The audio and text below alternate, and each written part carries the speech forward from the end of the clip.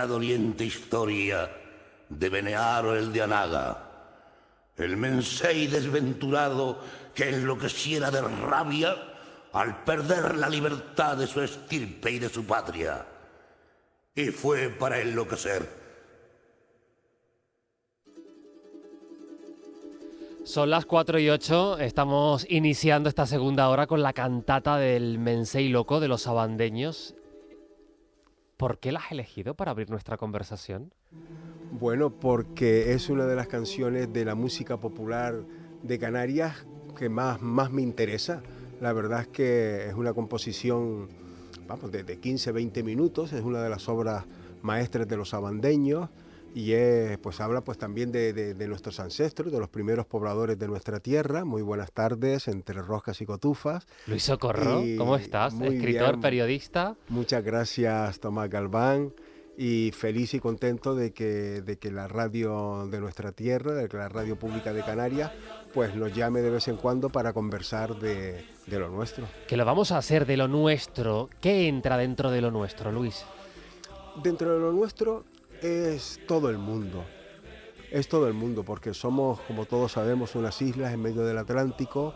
Nuestra identidad es una mezcla de culturas, y desde los primeros habitantes que poblaron nuestras islas hasta los europeos que vinieron en el siglo XV y todas las nuevas culturas que están viniendo. Canarias está abierta al mundo y es una identidad, desde mi punto de vista, pues abierta y cosmopolita, y nos hace ricos como tierra y como personas. ¿Una identidad en movimiento, podríamos decir?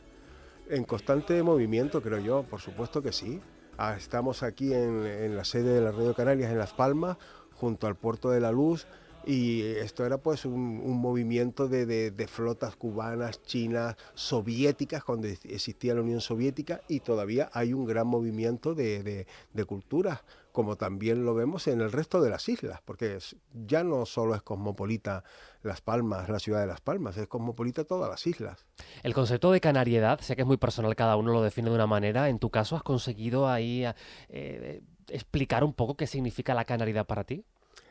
La canariedad para mí es ser y sentir la tierra en la que vives, y en este caso en la que hemos nacido, aunque yo no he nacido en Canarias, soy hijo de la emigración.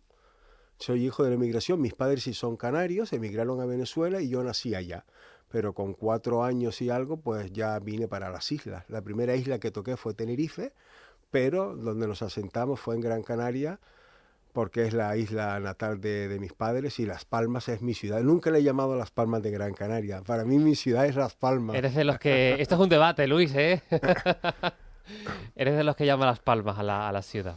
Sí, también el nombre original, el Real de Las Palmas, y se llama Las Palmas por las palmeras, por las palmas. En La Gomera se utiliza mucho la palabra las palmas, no las palmeras, que estaban en el Guiniguada, que fue el primer asentamiento de los europeos, no de los primeros colonos, porque ya las islas estaban habitadas, y como bien sabes, Tomás, pues tengo la fortuna desde hace pues 4 o 5 años de especializarme exclusivamente en el periodismo dedicado a la cultura arqueológica de los primeros pobladores de nuestra tierra. Ahora llegamos ahí, Sí. Pero tienes una trayectoria inmensa en el periodismo, Luis, en medios de comunicación. Muchos además te recordarán especialmente por tu etapa en Antena 3 Noticias, en el Archipiélago. ¿Ya desde ahí te interesaba esta información de nuestra identidad patrimonial, histórica? ¿Ya tú ahí, siempre que podías, intentabas hacer ese tipo de informaciones, o esto llega después? No, antes incluso. Yo estuve 20 años en Antena 3, desde el 99 hasta octubre del 19, pero antes yo acabo la carrera de Ciencias de la Información en el 84, estudié en Barcelona, y en el 85 ya estaba trabajando en el Canarias 7, y el director José Luis Torró me encargó coordinar las páginas de verano, la sección de A Pleno Sol. Y entonces yo le propuse, aparte de los reportajes propios del verano, del estío, playas, discotecas y deporte, le digo, oye, ¿por qué no hacemos un reportaje de un museo a la semana? Porque hay de todo, tenemos tiempo de todo en verano. Y fui al Museo Canario y ahí descubrí a un arqueólogo, me interesó esta área, y en fin, en aquella época ni siquiera teníamos ley de patrimonio histórico de Canarias, sí la nacional. Y bueno, si hay problemas actualmente para la protección del legado de los primeros pobladores de Canarias, pues en el 85 más. Y entonces fue una disciplina recurrente a lo largo de mi trayectoria, pues hacía reportajes, etcétera, etcétera. En Antena 3 pues se amplificó un poquito más con la imagen y bueno, y ahí quedó el tema. Ya después, en los últimos años, pues apenas tocaba el asunto porque ya estaba coordinando los informativos de Antena 3. Dejo Antena 3 cuando se cancela el informativo territorial y gracias a la televisión pública de Canarias, que me encargan la dirección de una serie documental. Serie documental que todavía no la hemos podido hacer porque vino la pandemia, etcétera, pero la pandemia a mí me vino bien porque me permitió documentarme más, tenía pues 20 meses de paro por delante, me moví por todas las islas y bueno, salió pues un primer trabajo de investigación que se publicó a nivel nacional, Amasijes de Canarias, historia de una cultura, que está en todas las librerías de Canarias. Y bueno, ahora estamos en otro, seguimos informando sobre este asunto y te voy a dar una buena primicia y vamos a ir a ella. Estamos entre compañeros y hay que dar pues algún buen titular. Y lo que les voy a adelantar es que en marzo, y se presentará en todas las ferias del libro del mes de abril, que es el mes del libro, de la literatura, del ensayo. Entonces, esta serie que estoy haciendo ahora, que publicamos en el Canarias Ahora y en el diario.es, se publica a nivel nacional sobre los astrónomos, una serie sobre arqueoastronomía. Entonces, estoy recorriendo cada una de las islas, ya he estado en 5, el próximo lunes me voy a La Gomera, sería la 6ª, y tan solo nos queda Fuerteventura. Estoy haciendo trilogías, 3 reportajes por cada una de las islas, y concretamente esta disciplina dentro de la arqueología, que es la arqueoastronomía. Y entonces hay astrónomos del Instituto de Astrofísica de Canarias, hay arqueólogos que se han especializado en la arqueoastronomía, y entonces el editor de Amasijes de Canarias está entusiasmado pues, con estos reportajes que estamos publicando, y vamos a editar un libro. Vamos a editar un libro y a finales de marzo pues estará en las librerías y se va a titular, esta es la primicia, Los astrónomos del pasado, la arqueoastronomía de Canarias. Pues mira, Luis, te agradecemos que nos des esa primicia. Además, los amantes del patrimonio, de la cultura en definitiva y de nuestra historia, podemos estar de enhorabuena sabiendo este trabajo que has hecho y que no pierde, Luis, en todos ellos. Hablabas de Amasijes de Canarias, historia de una cultura, por ejemplo. Ese punto divulgativo, que no sé si te lo ha dado, lo mantienes del periodismo, de comprender, no solamente dar un dato, sino que entendamos con toda la información disponible y siempre de la mano de expertos. Sí, esa es una de las claves fundamentales. El principal enemigo que tenemos los periodistas es el tiempo.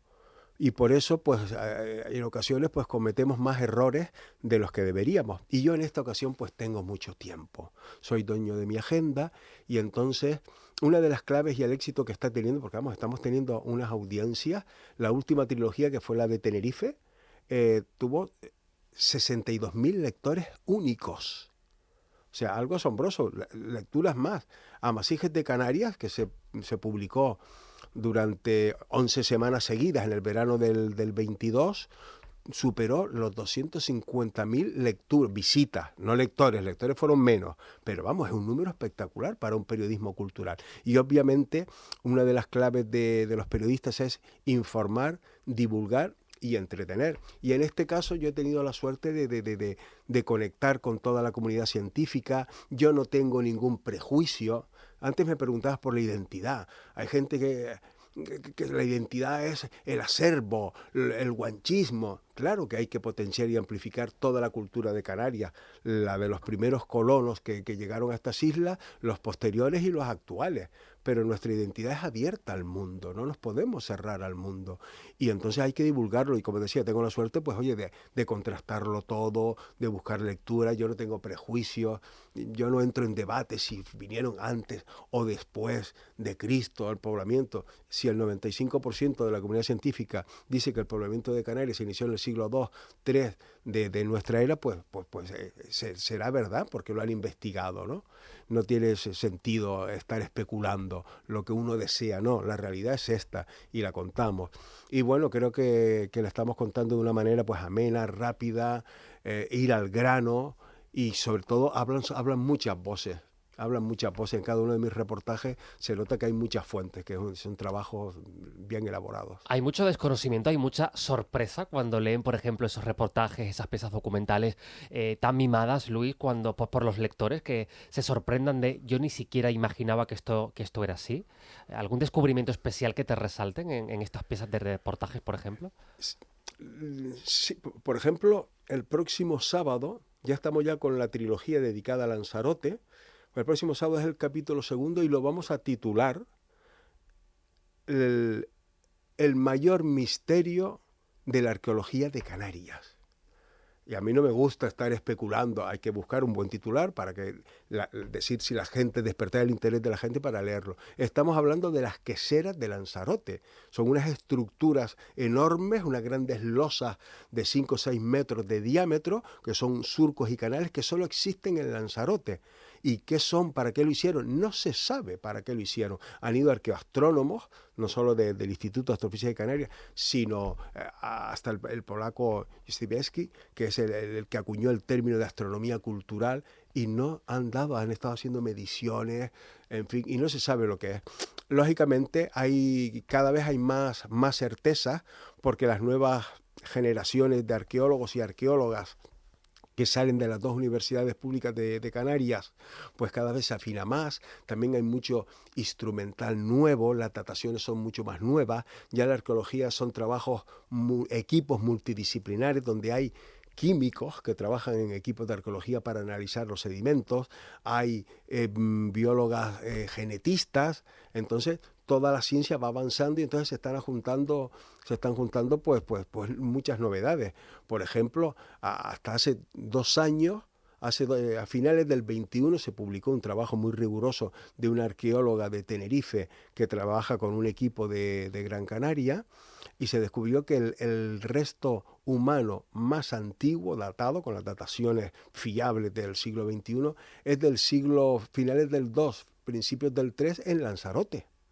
Lo cual tiene su lógica porque antaño los movimientos viajeros pues venían del norte, desde el estrecho de Gibraltar hacia el sur, y la primera isla que te encuentras es el Lanzarote. De hecho, los primeros europeos, todo eso está escrito y documentado, que llegan a Canarias, que fueron al final la conquista a lo largo del siglo XV, pues a mediados del siglo XIV, ya a partir del primer tercio del XIV, eran navegantes genoveses y mallorquines, y la primera isla en la que recalaron era Lanzarote. O sea, cuadran determinadas asuntos que se repiten en la historia, ¿no? Y para lo personal, en ese proceso de búsqueda, de contrastar, de tener tiempo para hacerlo, Luis, con el bagaje que ya tenías además como profesional, de todo eso, ¿algún descubrimiento concreto, especial, que te sorprendiera y dijeras, ya por esto ha merecido la pena estar aquí, o quiero seguir tirando del hilo? Sí, la verdad es que esto ha sido una gran oportunidad para conocer más y mejor nuestra tierra, y hay 2 descubrimientos arqueológicos que me llamaron mucho la atención, y uno lo descubrí en Tenerife, en las cañadas del Teide, porque todos sabemos la hermosura y la fuerza que tiene el Parque Nacional del Teide con esa pirámide espectacular que es la montaña, ¿verdad?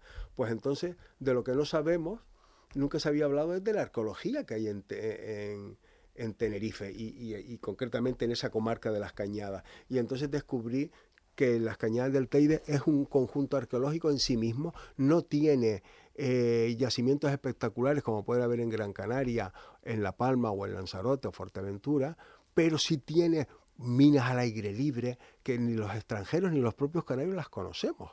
Y entonces descubrí esa parte, y otra isla que me ha llamado poderosamente la atención es Fuerteventura, porque hay varios poblados que se hicieron en coladas volcánicas. También es único de Canarias, este tipo de poblados de casas solo está en Fuerteventura, y hay varios. Uno está en Atalayita, en Pozo Negro, que se ha hecho, pues se han restaurado algunas, pero hay otro en un barranco paralelo, que es la cueva, no recuerdo ahora exactamente, pero es un poblado con más de 100 estructuras de antiguas casas en medio de la lava. Y te preguntas, ¿pero cómo es que vivían aquí? ¿Qué hacían aquí? Pues había agua, hay fuentes de agua, hay escorrentías. Eso que Fuerteventura y Lanzarote, que son las islas más secas, también lo eran hace 1800 años. Pero ahí está. Y si te pregunto por la palabra, por el uso que se sabe, por lo que es las investigaciones de la palabra en quienes nos precedieron, ¿cómo eran en los pobladores? ¿Qué se sabe? Buena pregunta, Tomás.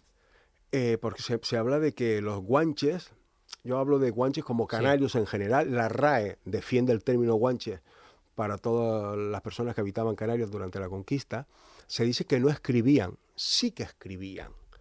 Y la prueba de ello es que en las 7 islas nos encontramos con paneles con letras grabadas y ya pues filólogas, arqueólogos pues ya han certificado fehacientemente de que estas mismas palabras, no se sabe exactamente la traducción, estas mismas letras que están reflejadas en las 7 islas, lo cual nos habla de una cultura común, nos habla de que por lo menos las élites conocían estas letras que trajeron del norte de África, y hay unos paralelismos prácticamente idénticos, porque en Marruecos y en Túnez y en parte de Argelia se han encontrado yacimientos alfabéticos idénticos con los mismos signos de aquí. O sea, sabían la escritura, el idioma.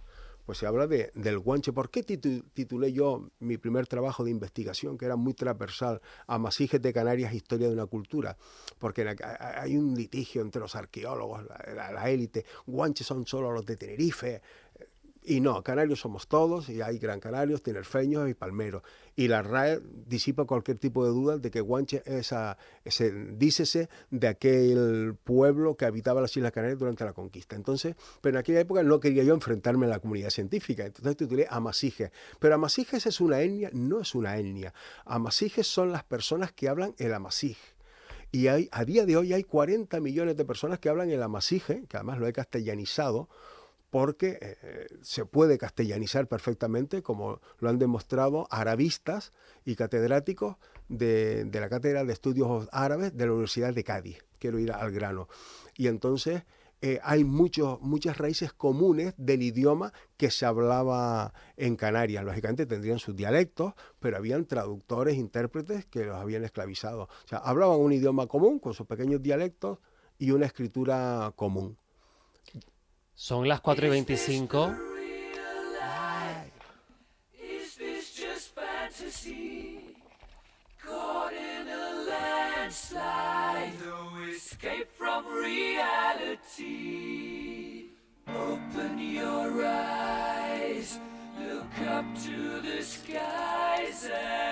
¿Por qué Bohemian Rhapsody después de la cantata del Mensei Loco? La identidad de las Canarias y de los canarios es internacional, como hablábamos al principio de esta maravillosa charla que me está encantando. Y Queen para mí es el mejor grupo de rock del mundo. Yo he nacido pues en esa cultura del rock, yo nací en el 60 y Queen pues me encanta.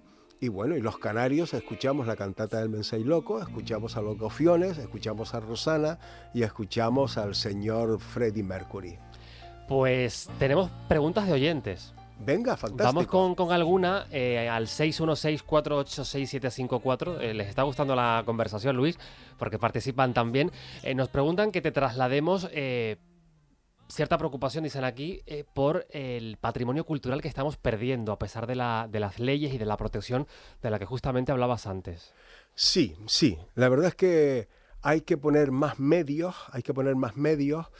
Lógicamente, los gobiernos no tienen una máquina para hacer dinero y hay prioridades y la sanidad y la educación puede estar por encima, pero efectivamente yo he recibido algunas críticas de colectivos que defienden el patrimonio, de que difundo. Le digo, yo pienso que yo procuro no decir exactamente dónde están los sitios, pero creo que la divulgación de ese patrimonio y de ese bagaje cultural permite que la gente se conciencie. Ahora bien, hay que articular, y aquí hay que tirar en las orejas a los organismos públicos, empezando por los cabildos, que son los que tienen las competencias, para potenciar la protección de todos estos yacimientos que tenemos en las 7 islas.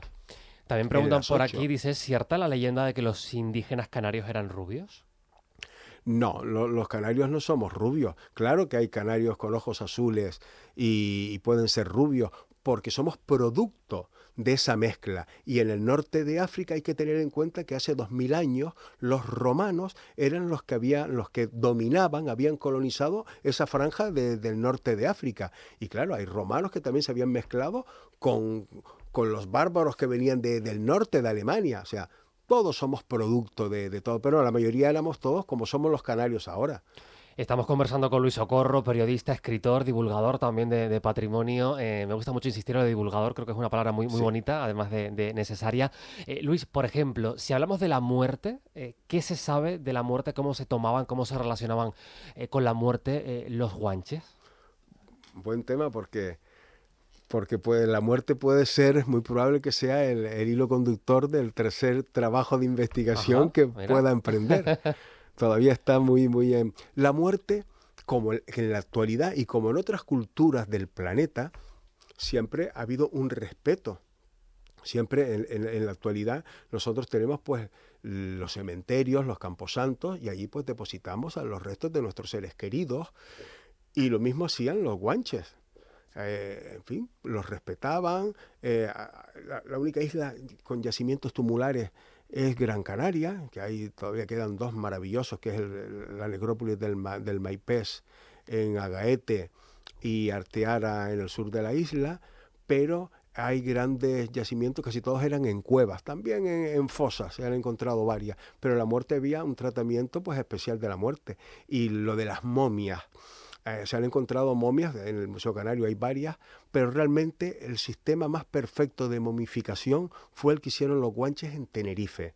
Aquí las momias de Gran Canaria, y además se momificaban, se protegían con pieles, con ramas y demás, a las élites, porque los demás restos mortales que se han encontrado pues están más diseminados.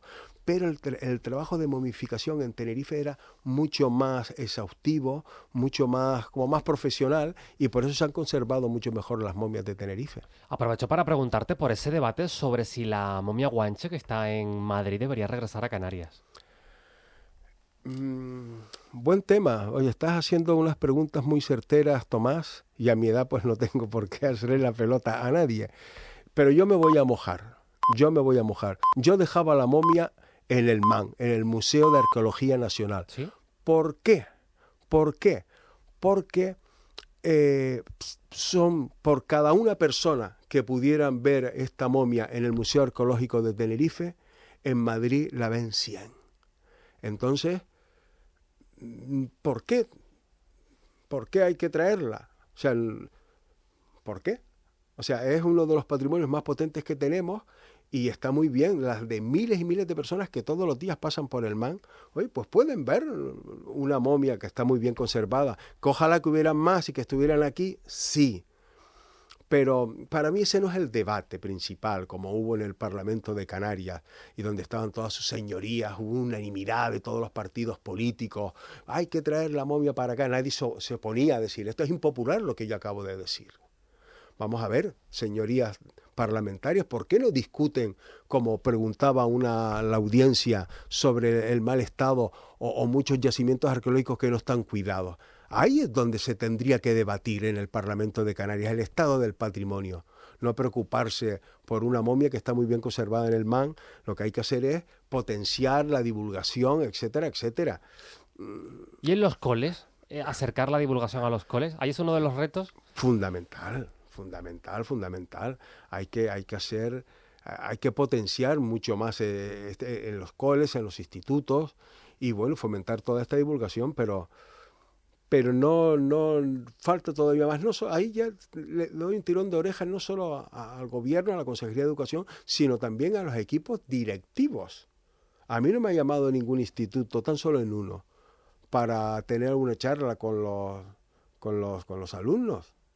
Que lo hagan. Que lo haga. Además, se lo he dicho, yo voy altruistamente. Yo no voy a cobrar por divulgar esto en absoluto. Todo lo contrario, iría encantado.